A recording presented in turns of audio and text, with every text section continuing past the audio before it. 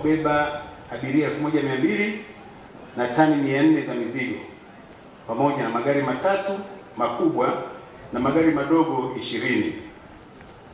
Meli hii ina urefu wa mita 92.6, karibu sawa na uwanja wa mpira wa miguu, na upana wa mita 17 ikiwa ni kipimo cha ghorofa 4.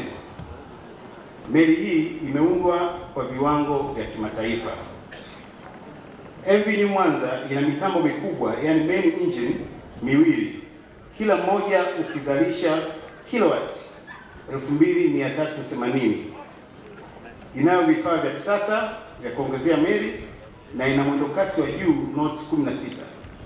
Kasi hii inawezesha meli kusafiri kati ya Mwanza na Bukoba kwa muda wa masaa 6 mpaka 7 tu, tofauti na meli zilizopo zinazotumia wastani wa masaa 8 mpaka 10. Aidha, MV New Mwanza imewekewa lifti, yani elevator, ambayo itawezesha watu wenye mahitaji maalum kupanda na kuteremka kutoka melini kwa urahisi. Meli hii ina madaraja 6, ambapo daraja ya uchumi, yani economy class, lina uwezo wa kubeba abiria 834. Daraja la biashara, yani business class, lina uwezo wa kubeba abiria 200. Daraja la pili kulala, second sleeping class, lina uwezo wa kubeba abiria 100. Daraja la kwanza lina uwezo wa kubeba abiria 60, na daraja la hadhi ya juu, yani executive class, lina uwezo wa kubeba abiria 4, na daraja la watu mashuhuri, yani VIP class, ambalo lina uwezo wa kubeba abiria 2.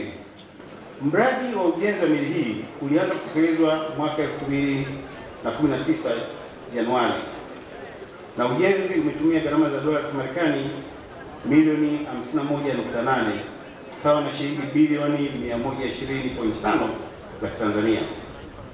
Mradi huu umetekelezwa na kampuni ya Gas Entech Company Limited na Kangnam Corporation, zote kutoka nchini Korea Kusini, ikishirikiana na Suma JKT ya Tanzania na kusimamiwa na mshauri elekezi kampuni ya OSK Shiptech kutoka nchini Denmark, na meneja mradi mhandisi Kanali Vitus Mapunda kutoka Jeshi la Wananchi Tanzania, kamandi ya wanajeshi Tanzania. Kijana tu ndiye alikuwa meneja mradi huu.